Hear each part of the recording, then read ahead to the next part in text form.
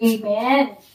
Ganda magpuri po talaga sa ating Panginoon. So, tuloy-tuloy lang po natin yung ating pagpupuri sa pamamagitan po ng pakikinig po ng salita ng Panginoon. So, tawagan po na po ang ating guest speaker sa gabi nito. Pastor Joe. Yes na. Yay balay. Alakan mo tinamangkan. Yay balay. Balay ko na.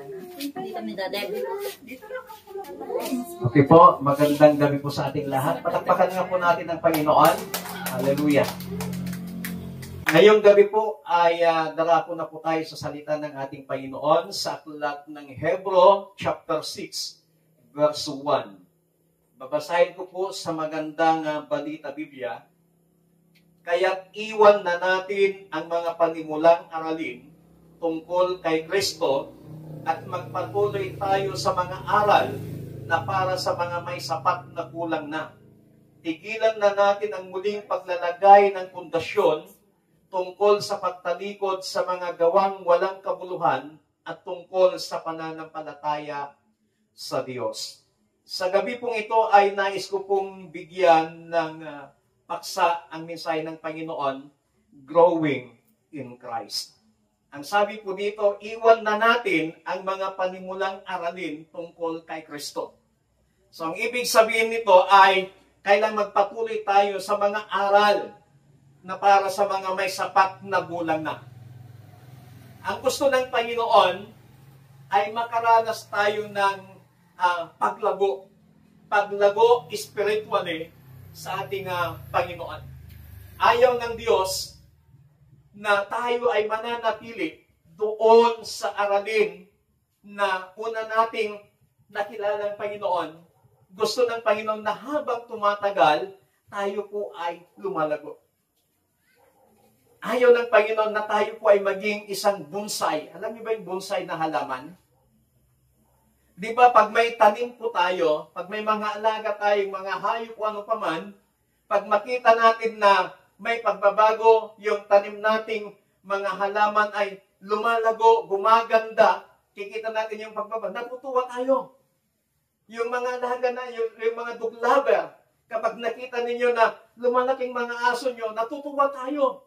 Pag nakita natin yung isang bata, apo o anak, na manitas, makita natin lumalaki, natutuwa tayo sa kanilang paglago. Di mas lalo ng Panginoon kapag nakikita niya bawat isa sa atin na lumalago spiritually, mas lalong natutuwa sa atin ang Panginoon. Spiritual growth is essential for every believer. Yung paglago natin spiritually ay napakahalaga sa bawat mananampalataya. Ang Diyos ay hindi lamang niya tayo tinawag para maligtas, but tinawag din niya tayo para lumago. Ang bata, ang sanggol, meron siyang kinakain, iniinom ng sanggol, gatas. So habang nagiging adolescent o nagiging yung infant, nagiging child, nag-iiba yung kanyang kinakain. Pag hindi pa siya pwede ng kanin, gatas lang muna. So habang lumalaki itong bata, hanggang sa unti-unting nakakakain na ng mga matitigas, nakakain na ng lugaw, hanggang sa yung kanin na talaga, unti-unti po yung ginagawa. Ganyan din po sa buhay natin bilang mananampalataya sa Panginoon. Na hindi naman biglaan yung paglago po natin, but unti-unti lumalago tayo spiritual sa ating paglilingkod sa ating Panginoon. Ang tanong po dito is how to grow in Christ.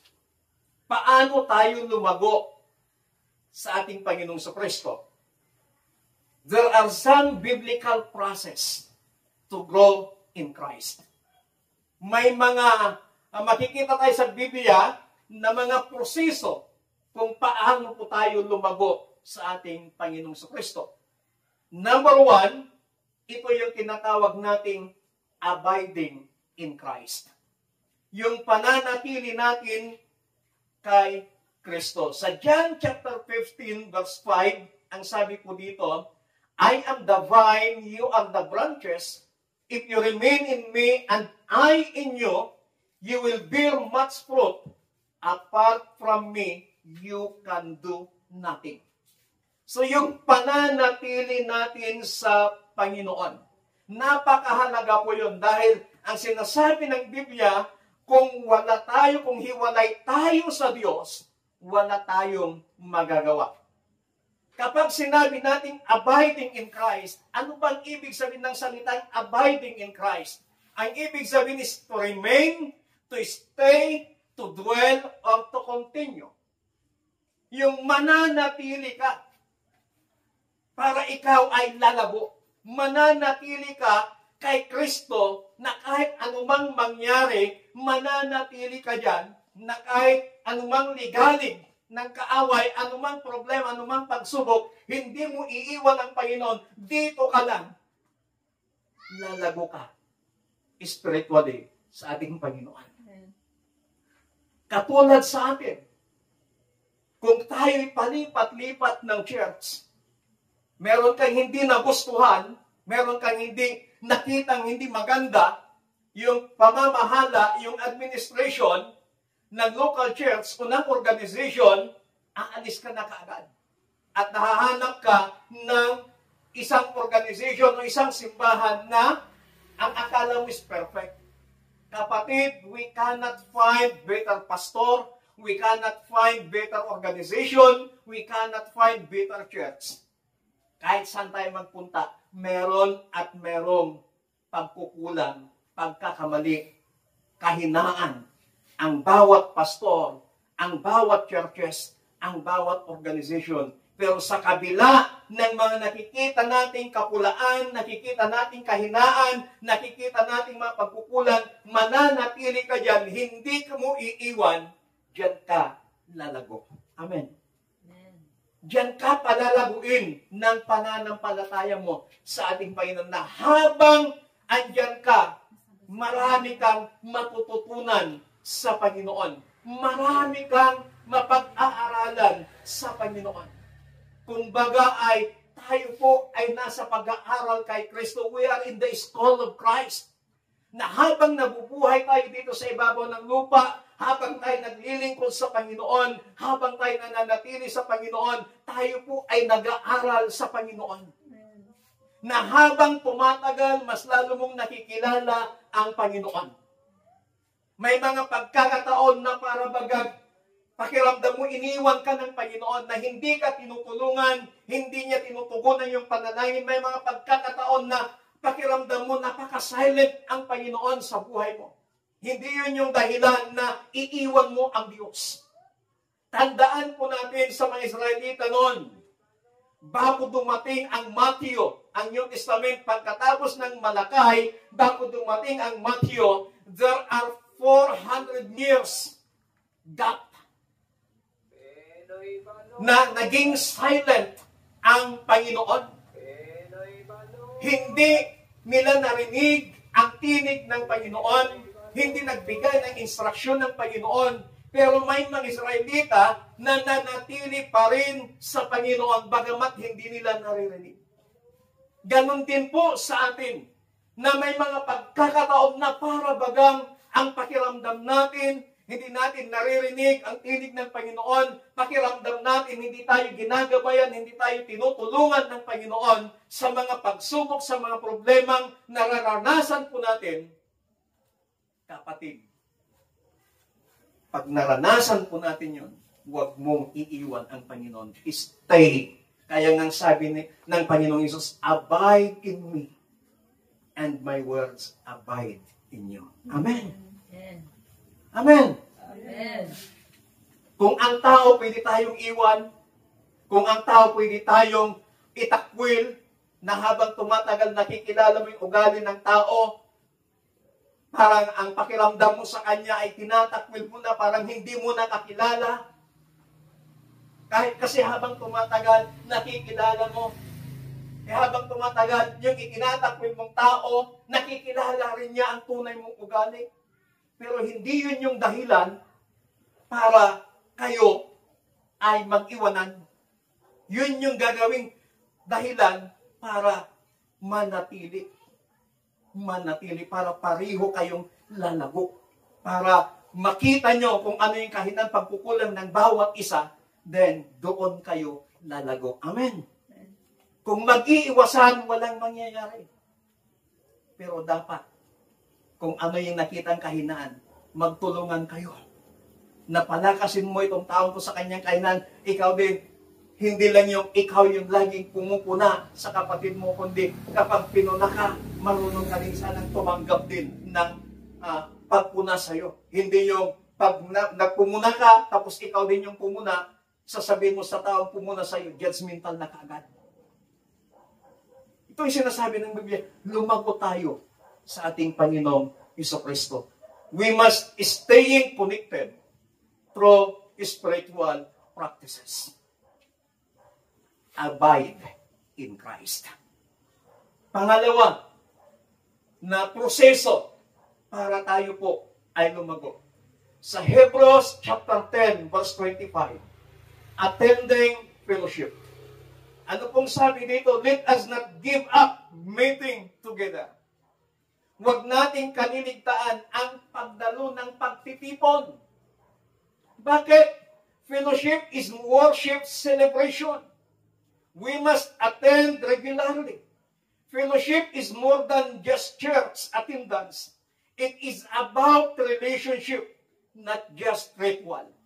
Yung relationship natin sa Panginoon. Hindi lang every Sunday ang tinutukoy po dito, but every mayroong worship gathering, dapat andun ka na nagpupuri, naglilingkod sa Panginoon. Pangalawa, we must join a small group or Bible study.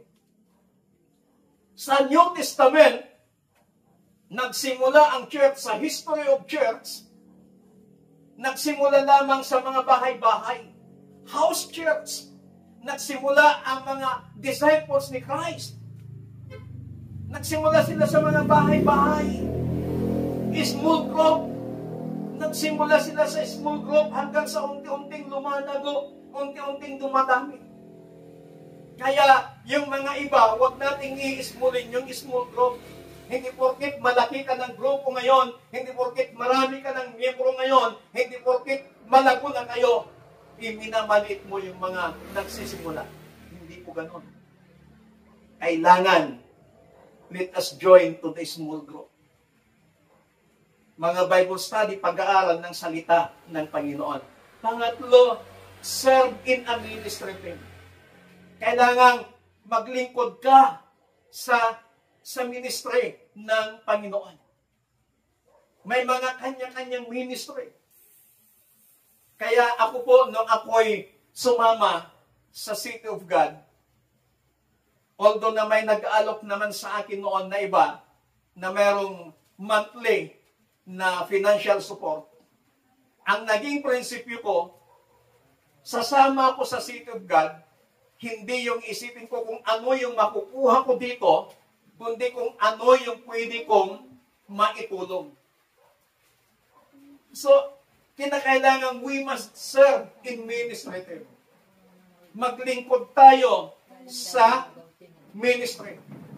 Yung pagdalo natin sa gawain ng Panginoon, we must be consistent. Kahit na pakiramdam natin ay parang hindi tayo masaya, parang tinatamad tayo, still, maglingkod tayo. Maging consistent, maging tuloy-tuloy lamang yung ating paglilingkod sa Panginoon. Why? In worship celebration, in fellowship, napapalakas po tayo doon. Yung mga naririnig po nating patutuo, na mayroon kang pinagdadaanan sa buhay, tapos may tumayo dito, na nagpapatutuo, mararanasan mo, mapapalakas ka. Kasi yung naranasan ng taong nagpapatutuo, kasalukuyang nararanasan mo, pero nagtagumpay siya. Sa Santa Ignacia, every testimony time, talagang halos lahat magtestimonyo yan. Kaya every Sunday, may 3, 4, 5 na nagpapatutuo sa katapatan at kabutihan ng Panginoon. So doon, sapat na yon na mayroong time na na nagpatotoo na grabe yung experiences na sa buhay. Kaya sabi ko nga parang ayaw ko nang magmensahe kasi lahat tayo napalakas doon sa patotoo ng ating kapatid. Kaya in fellowship, yung mga ganitong pagtitipon, dito tayo napapalakas dahil sa mga patotoo na napapakinggan po natin. Yun ay mga personal experiences nila sa Panginoon na pinapatutuhanan nila kung gaano kadakila, kabuti at katapat ang ating pong Panginoon. Pangatlo at ang panghuli na proseso para tayo po ay lumago spiritually. Sa James chapter 1 verse 2 to 4, hindi ko na po babasahin ito, but ipinapakita dito that the testing of our faith produces perseverance. So ano tong pangatlo? Facing trials. Sino pong natatakot dito na magkaroon ng problema, pagsubok sa kanyang buhay? Tandaan po natin, trials are inevitable. They are part in our life. Hindi natin maiiwasan, hindi natin matatakasan ang bawat pagsubok, ang bawat problema. Bahagi na yan ng ating buhay bilang isang tao. Pero huwag kang matakot. Kung gusto mong lumago spiritually, huwag kang matakot na humarap o kaharapin ang anumang problema, ang anumang pagsubok sa ating mga buhay. Why? Bakit hindi tayo dapat matakot na makaranas ng problema, na makaranas ng pagsubok sa ating mga buhay? Kasi kapag nakaranas ka na ng mabibigat na pagsubok sa iyong buhay at napagtagumpayan mo, parang ikaw pa ang nasasabi.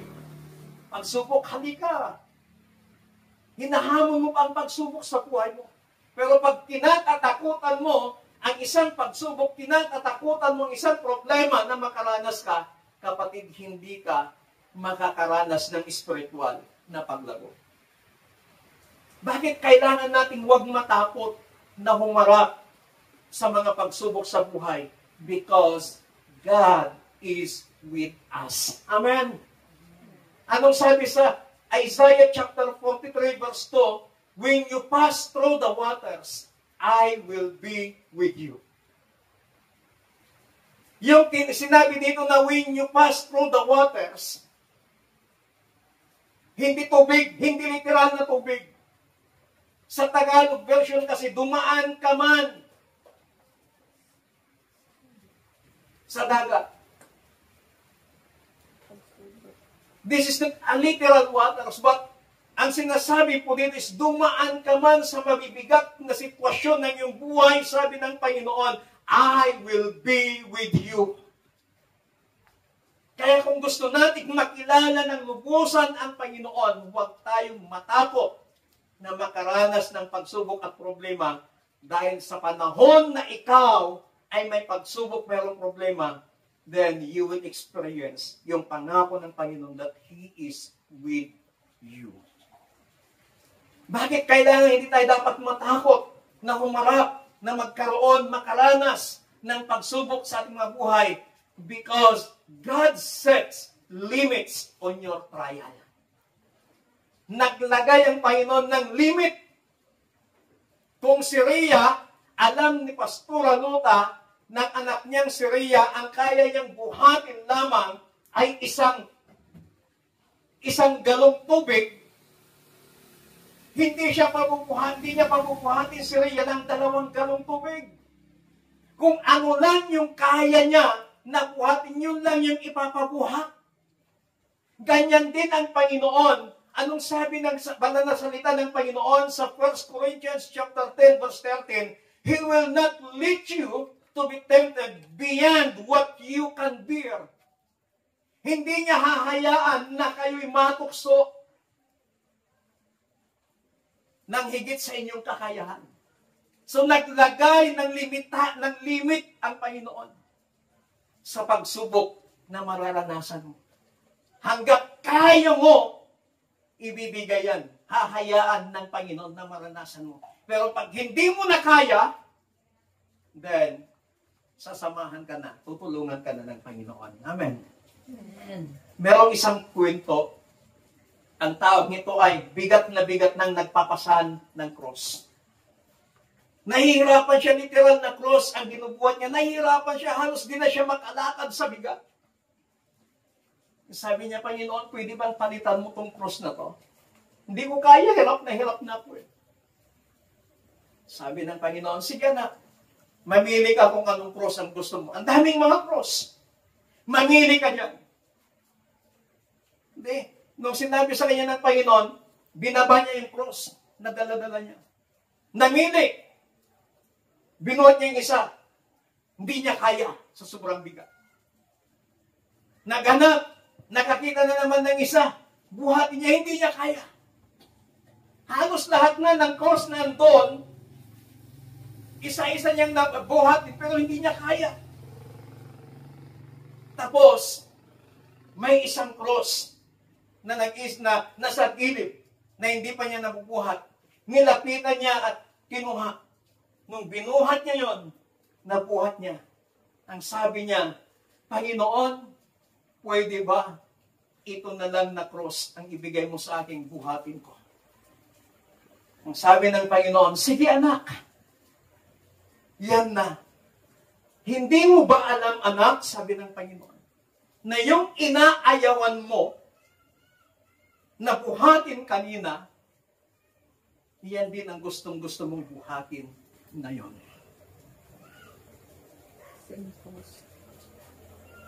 So, ibig sabihin yung inaayawan natin, alam natin, hindi natin kaya ng problema, hindi natin kaya ng pagsubok. Alam ng Panginoon na kaya mo yan. Amen. Kaya huwag kang matakot na makaranas ng problema. Huwag kang matakot na makaranas ng pagsubok. Because we are part of the process para ikaw at ako ay lumago spiritually. Inihahanda tayo ng Panginoon para tayo ay lalago. Sa church, may mga ups and downs na nangyayari. Pero lahat yun, proseso ng Panginoon. Proseso yun ng Panginoon. Para ang bawat isa po sa atin ay patuloy na lalago sa ating pananampalataya at sa ating paniniwala sa ating pong Panginoon. Pangatlo, bakit kailangan huwag tayong matakot na magdanas ng mga pagsubok? Because God gives reward for faithfulness. Magbibigay ng gantimpala ang Panginoon sa mga matatapat. Anong sabi ng James chapter 1 verse 12? Blessed is the one who perseveres under trial, because having stood the test, that person will receive the crown of life that the Lord has promised to those who love Him. Tandaan po natin yung sinabi niya dito, that the Lord has promised. Past tense, with ed. Ipinangako ng Panginoon. Hindi niya pangako, kundi ipinangako na ng Panginoon. Nabibigyan niya ng putong ng buhay ang sino man mananatili, ang sino man hindi aalis sa Panginoon, ang sino mang magiging tapat sa Panginoon sa kabila ng iba't ibang mabibigat na pagsubok at problema na kanyang pinagdaraanan sa kanyang buhay. I will give, sabi ng Panginoon, the crown of life. Makakatanggap ng korona ng buhay. Ang koronang ito ay higit na mas maganda doon sa mga koronang isinasabit sa mga Miss Philippines, Miss World, Miss Rosales, Miss Kuyapo. Ang koronang ito ay hindi kinakalawang, hindi kumukupas. Ang koronang ito na ibibigay ng Panginoon. Pinagtatalunan ng mga Bible scholar, ito ba'y literal na korona na ilalagay ng Panginoon? Kasi merong 5 crowns na inilaan ng Panginoon sa lahat ng mga magiging matagumpay na mananampalataya. Kaya pinagtatanunan, literal bang kurunang ito? Kung literal, ibig sabihin, posibilidad ba ng isang mananampalataya maabil niya ang 5 crowns? So maraming nagtatalo-talo na mga Bible scholar na mga nagtatalo-talo dyan. Ang stand ko doon, kahit isa lang na kurunang matanggap ko, masayang-masaya na ako. Amen? Amen. Pag nananatili kang tapat sa Panginoon hanggang sa wakas at mapagtagumpayan mo anumang pagsubok, you will receive the crown of life. Putong ng buhay, korona ng buhay. Pag ikaw naman ay nanatiling tapat, napagtagumpayan mo ang anumang tukso, napagtagumpayan mo ang anumang hirap, you will receive a crown from God. At ang maglalagay mismo, walang iba, kundi ang napako sa cross ng Kalbaryo, ang namatay at muling nabuhay, walang iba, kundi ang ating Panginoong Jesucristo. Doon sa lapaap, magkakaroon ng marriage supper of the Lamb. Kapag sinalubong natin si Jesus Christ, hindi tayo didiretso sa langit, diyan muna tayo sa lapaap.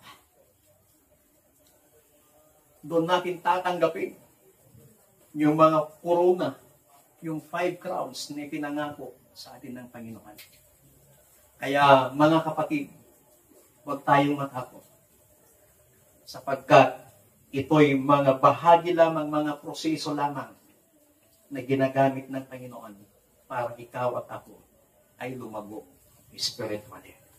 Merong awit sa hymnal, the longer I serve Him, the sweeter He grows. Na habang tumatagal na nakikilala natin ang Panginoon, habang tumatagal na naglilingkod tayo sa Panginoon, mas lalo nating nakikilala kung sino ang Panginoon. Ulitin ko, may mga pagkakataon na pakiramdam mo, silent ang Panginoon sa buhay mo. Kasi even the Bible, nagdanas ng silent years ang Diyos. Pero may Israelita still na natili sila sa Panginoon.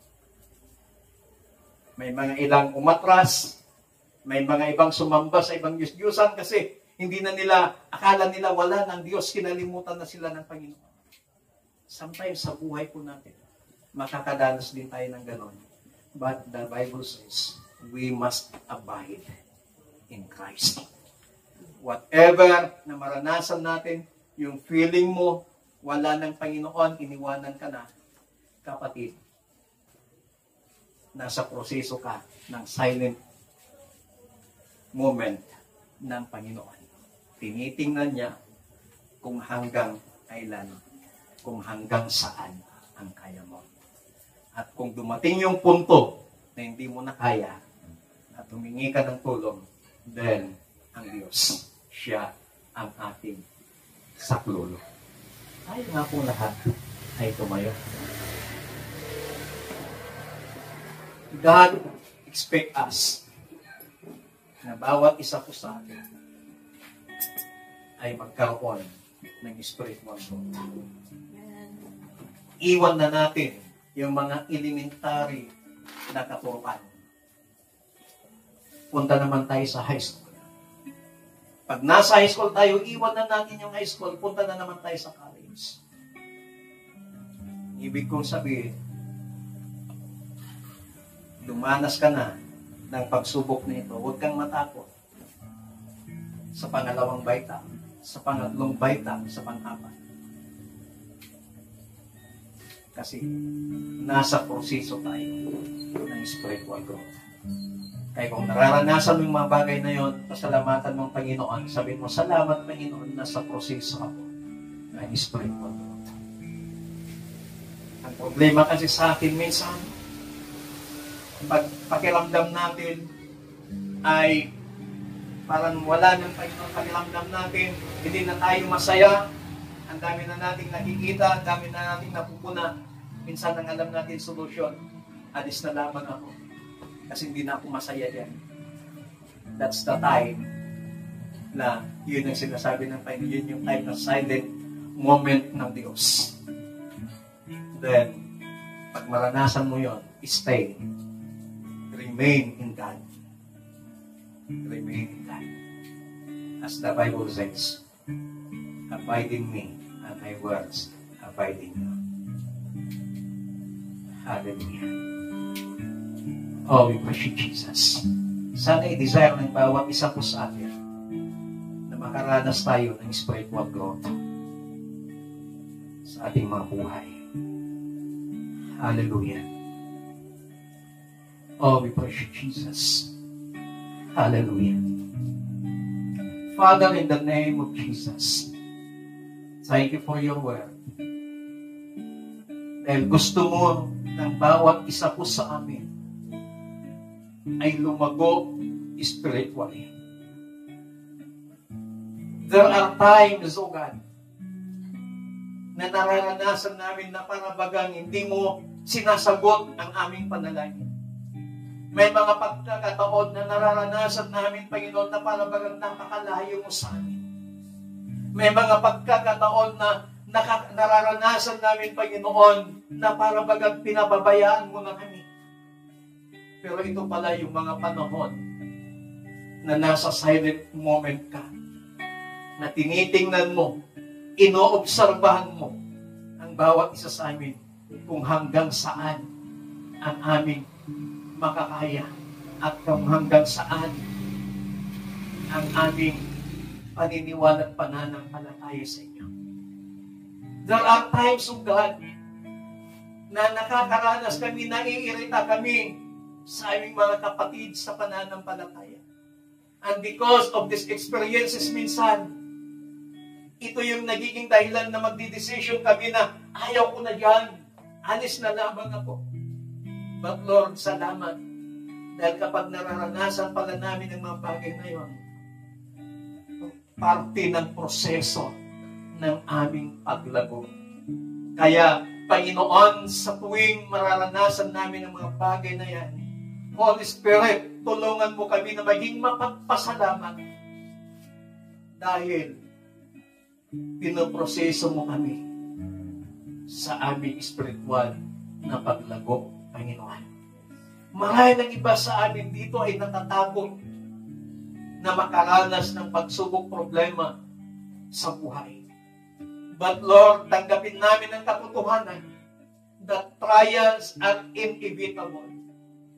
At hayaan mo, ilagay mo sa aming mga puso na kapag nagdadanas kami ng pagsubok, trial sa aming mga buhay, maalala namin ang iyong pangako na hindi mo kami bibigyan ng pagsubok na hindi namin kaya, Panginoon. Kaya salamat sa iyong masalita. Tulungan mo kami, precious Holy Spirit, na maging malagong mananampalataya, maging malagong Kristiyano, at maging matapat na anak mo, Panginoon, na kahit anumang sitwasyon ng aming mabuhay na maranasan, hindi ka namin iiwan, mananatili kami sa presensya mo, Panginoon, sapagkat nasa iyo na ang lahat, Panginoon. Tulungan mong bawat isa sa amin, at palayan mong bawat isa sa bawat pinagdadaanan. Tulungan mo at patatagin ng bawat isa. Iparanas mo, iparamdam mong pagyakap mo, banal na Espiritu, sa aming mga buhay. Salamat po ng marami sa iyong lahat ng kapurihan. Pasasalamat sa tanging pangalan ng aming Panginoong Hesus. Ang lahat ay magsabi ng Amen. Palakpakan natin ng malakas ng Panginoon. Hallelujah.